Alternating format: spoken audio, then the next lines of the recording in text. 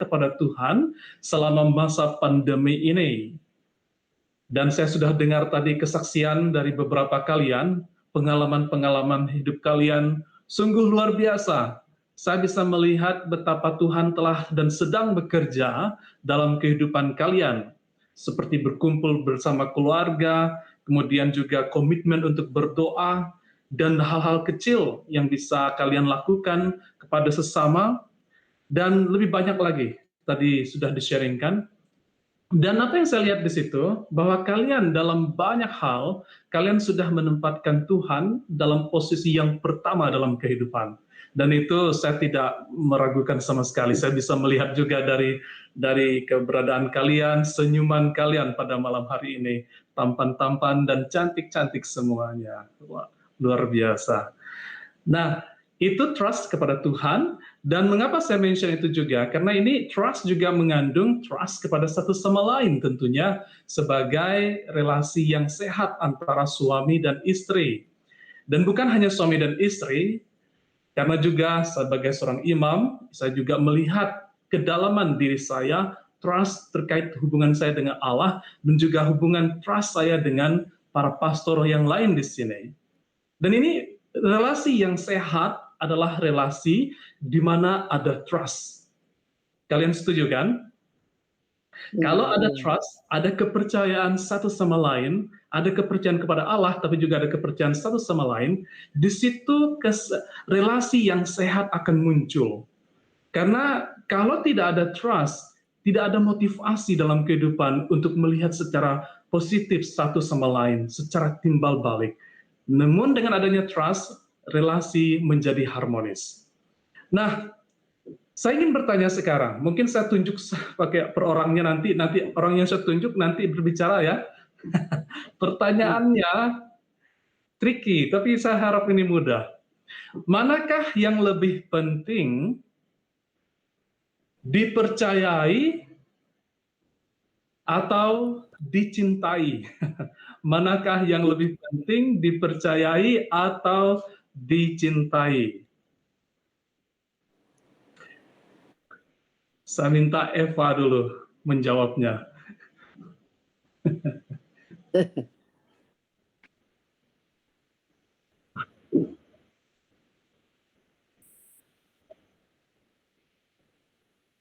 Benar, saya juga.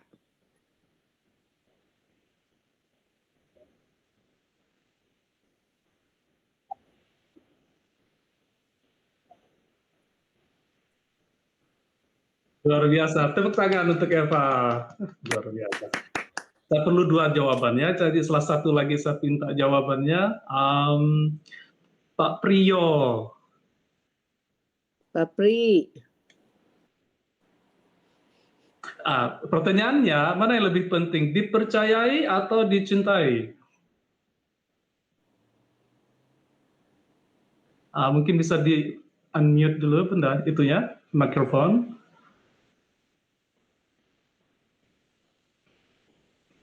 Ada? Nampaknya kedengaran.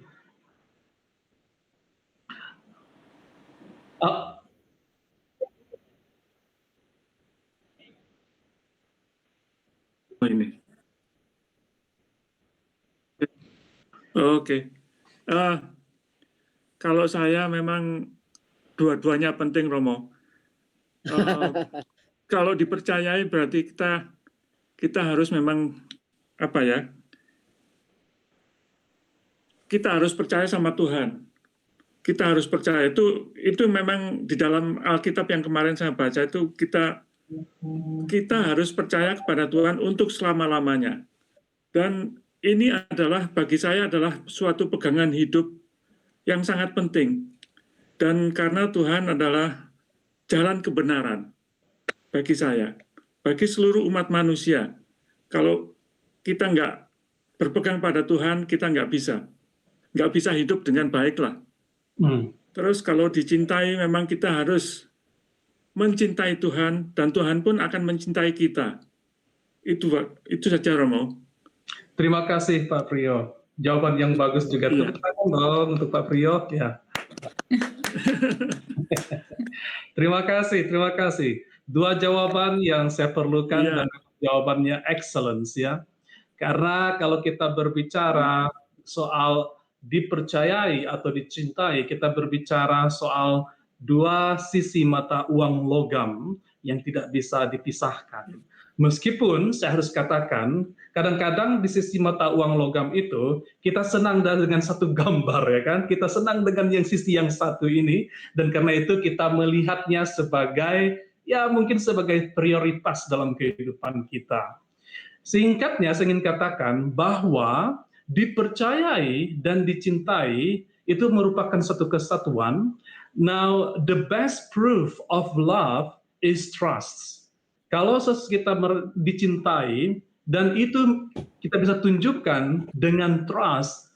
Contoh ya, ada satu permainan ketika kita memiringkan badan dan kita melihat ke sana, kita menjatuhkan badan sementara teman-teman kita menangkap kita di bawah. Ini berbicara soal trust, ya. Nah, kita tahu mereka itu mencintai kita. Mereka itu mencintai kita. Oleh karena itu ketika kita berdiri, kita menjatuhkan badan kita seperti ini, kita tahu mereka mencintai kita dan kita lakukan sebagai bukti cinta mereka, kita trust bahwa kita akan everything will be fine. Kalian tahu kan permainan itu, permainan game itu? Nah, dari sini saya bisa katakan bahwa keduanya sangat penting. Trust only the proof of love. Nah, dalam kenyataannya, ini saya langsung to the point dalam kehidupan realitas kita barangkali. Trust itu memerlukan kerja keras dalam membangunnya. Hanya saja, sekali trust ini dikhianati, untuk menyembuhkannya diperlukan waktu yang lama. Bahkan jika usia pernikahan atau usia tahbisan misalnya sudah menginjak 25 tahun, 50 tahun wedding anniversary, ketika trust dikhianati itu menjadi permasalahan dalam keluarga. Karena apa? Ada pepatah dalam bahasa Inggris mengatakan, a single lie discovered is enough to create doubt in every truth expressed. Satu kebohongan yang ditemukan sudah cukup untuk menciptakan keraguan dalam setiap kebenaran yang diungkapkan. Maka apa yang saya ingin katakan di sini, untuk pengantar kita, untuk bapak-bapak misalnya, mata-mata ibu-ibu itu sangat tajam ya. Mereka itu bisa terbelalak melihat mungkin WhatsApp begitu kan, ketika WhatsAppan. Nah, jadi apa yang bisa kita buat ketika kita berhadapan dengan hal itu? Inilah yang akan kita dalami dalam pembicaraan pada malam hari ini. Jadi intinya trust dengan Tuhan, tetapi juga trust antara suami istri, trust antara religious community. Itu kunci pembicaraan malam hari ini. Nah, belajar dari kitab suci. Dalam kitab suci, nama lain untuk trust adalah faith, iman. Contoh biblis terkenal terkait soal trust kepada Allah adalah persembahan Ishak oleh Abraham. Dalam Kejadian bab 22 ayat 1 sampai dengan 9 dikatakan, kalau kalian tahu latar belakang dari perikop ini, latar belakang dari perikop Abraham mempersembahkan anaknya Ishak itu adalah ketika Allah sudah memberi janji kepada Abraham bahwa keturunannya akan sebanyak bintang di langit dan pasir di pantai. Benar kan? Itu janji Abraham, janji Allah kepada Abraham. Nyatanya Sarah istri Abraham itu mandul. Atas bantuan ilahi, akhirnya Sarah bisa melahirkan anaknya laki-laki, Ishak. Nah, dapat anak, oke. Anehnya, anak satu-satunya ini pula yang diminta Allah untuk dipersembahkan di sebuah gunung di tanah Moria. Kalau kita melihat logisnya, di mana logisnya Allah meminta Abraham untuk mempersembahkan anak satu-satunya, anak sematawayangnya kepadanya, sementara Allah sendiri pernah berjanji dia akan memberkati keturunan Abraham sebanyak bintang di langit dan pasir di pantai. Di mana logisnya? nggak logis bukan? Kalau kita lihat logisnya nggak logis.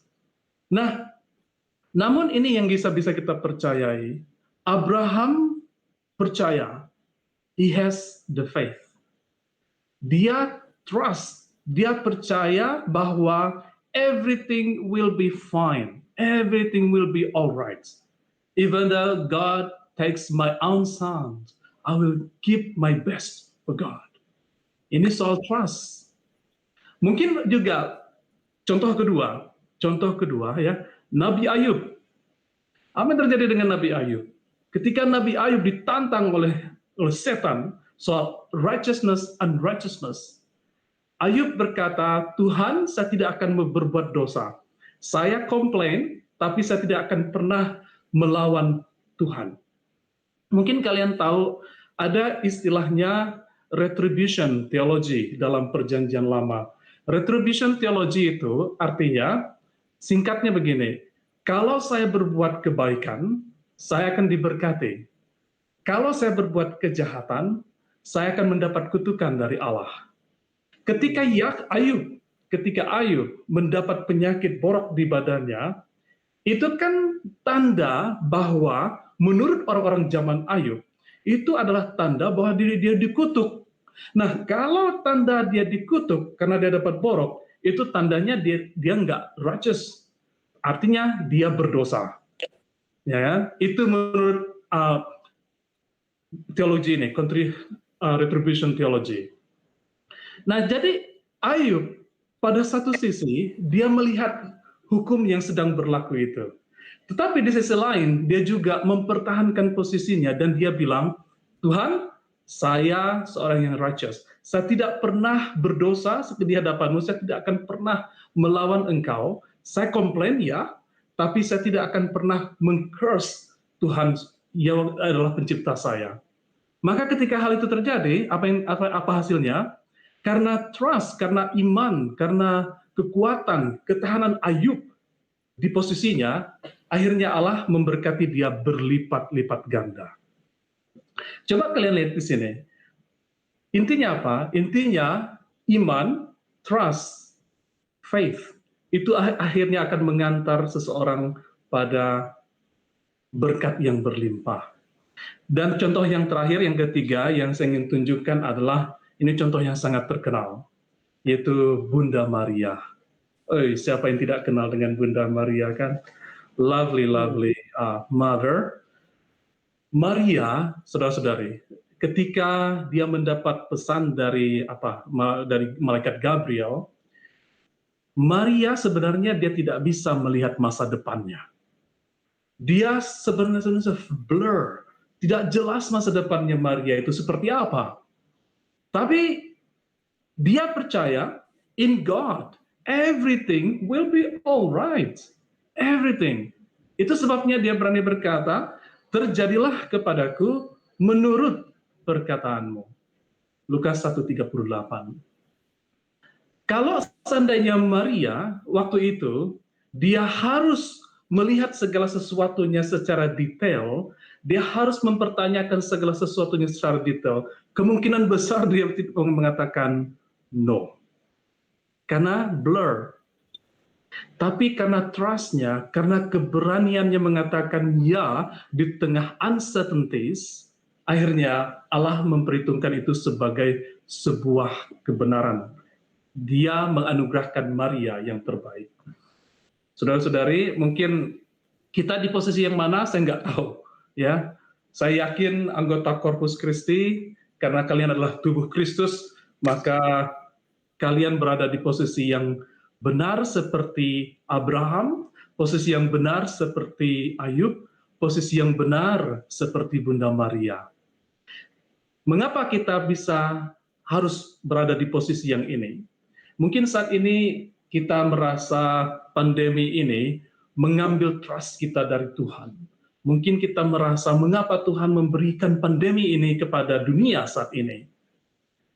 Tapi seperti yang kalian lihat, seperti yang sudah kalian sharingkan tadi, yang saya lihat adalah banyak sekali hal positif yang sebenarnya bisa kalian pelajari dalam masa pandemi ini. Dan banyak hal positif tadi saya sudah mendengarkan.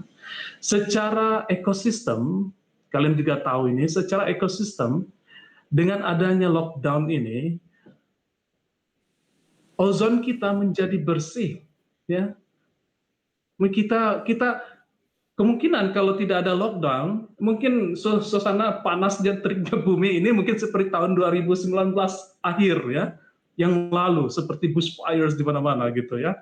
Tapi karena memang akhirnya alam distabilkan melalui peristiwa ini, dan kita dalam banyak hal, terutama di Australia, kita merasakan dampaknya.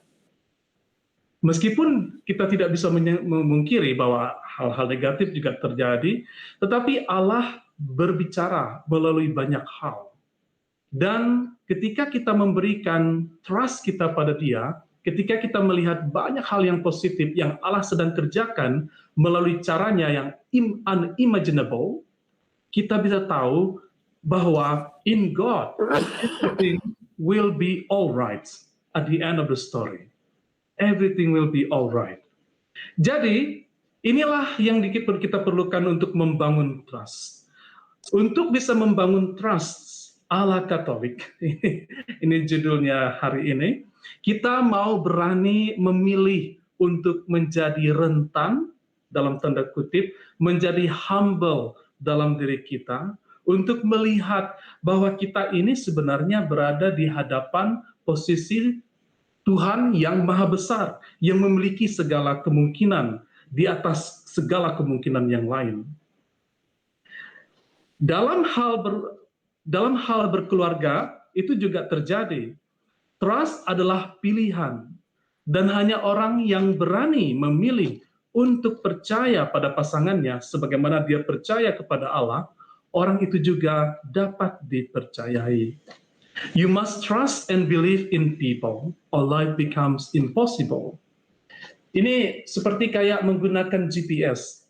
Kalian mungkin tahu Marian Valley ya, di Gold Coast, di Brisbane. Saya pernah kedatangan satu tamu, satu provinsial, pimpinan Ordo dari Indonesia. Saya ajak pergi ke Marian Valley. Apa yang terjadi? Saya bilang, setelah kita ke Marian Valley, saya mau berkunjung ke rumah satu umat yang di Gold Coast. Antara Marian Valley dengan Gold Coast itu lumayan jauh juga, kurang lebih 30-an menit. Nah, lalu saya sampai bersama dia di Marian Valley. Kami berdoa, kami melihat keindahan gua-gua Maria di sana. Lalu, tahu apa yang terjadi? Baterai saya lowbat. Baterai phone lowbat. Saya tidak bawa charger, baik di dalam mobil maupun charger untuk dipasangkan di electricity socket. Waduh, saya bilang. Sementara dia masih punya phone yang dari Indo. Jadi apa yang terjadi? Saya bilang, ya Tuhan, bagaimana kami mau ketemu dengan rumah umat? Karena saya belum pernah ke rumah umat itu. Ini kali pertama saya akan ke rumah umat itu. Gitu. Saya tahu jalan pulang, tapi saya tidak tahu kemana rumah umat. Apa yang terjadi? Saya bilang, Tuhan bantu saya Tuhan, supaya saya bisa nyampe juga ke rumah umat. Bukan hanya pulang ke rumah, karena kami sudah punya janji, ada misa di sana. Lalu apa yang terjadi? Saya bilang, saya percaya Tuhan, saya punya trust, Tuhan akan membantu saya. Saya pertahankan, tinggal 10%. Lowbat, tinggal 10%. Ya, lalu apa yang terjadi? Di tengah jalan, belum juga 15 menit karena phone lama ya, smartphone lama, mati semua. Gone. Di tengah perjalanan saya bilang, kamu bisa nggak melihat alamat di mana kita mau pergi?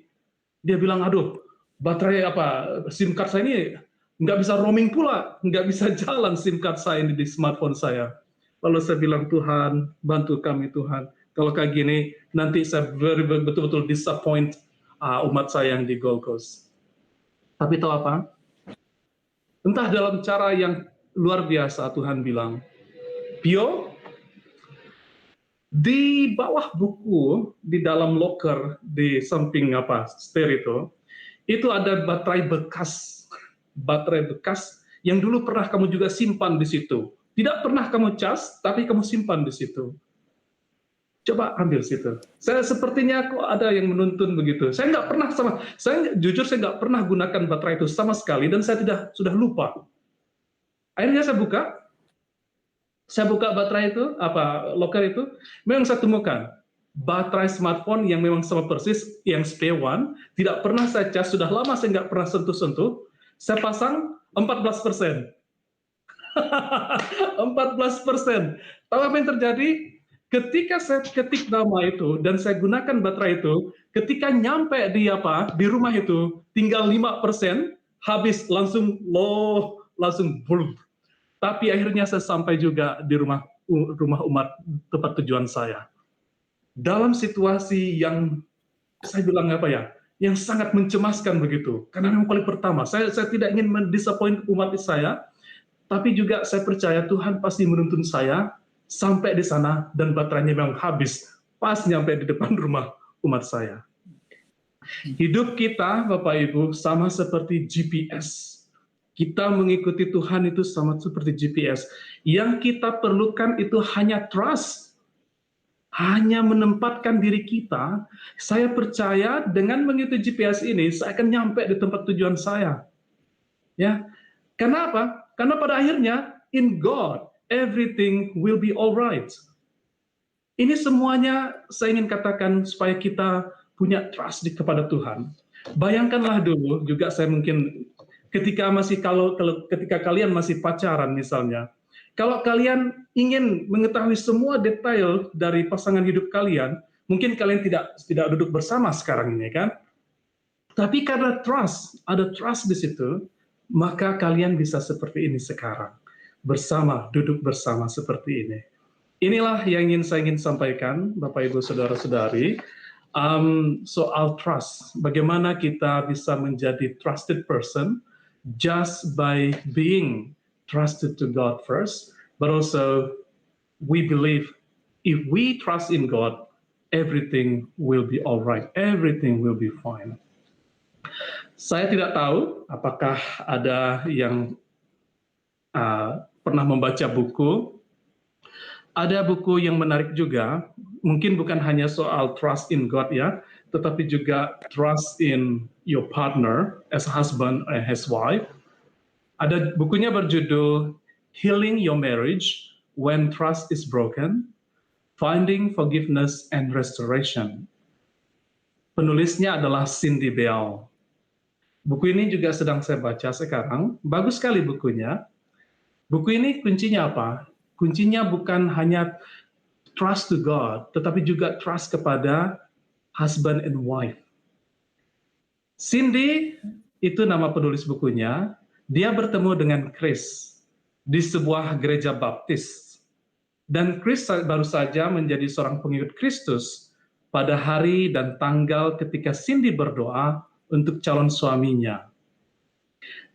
Ini yang terjadi. Ketika mereka pindah ke Oklahoma, mereka sudah dianugerahi seorang anak laki-laki berusia 9 tahun. Dan Chris menjadi salah satu pelayan di Life Church TV.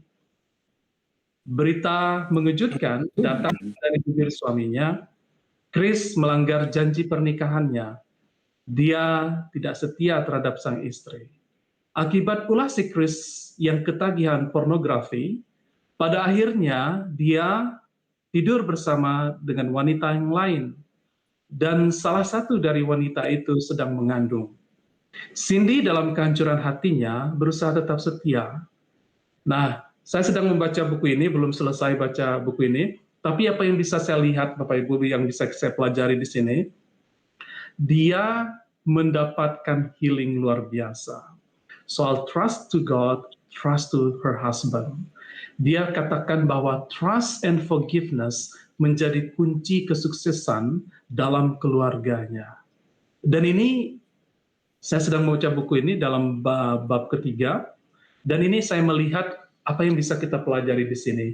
Bahwa kadang-kadang kayak Chris, dia kan menjadi leaders untuk Life Church TV. Sangat seorang pelayan hamba Tuhan yang luar biasa. Tapi kemudian ada tantangan, ada godaan.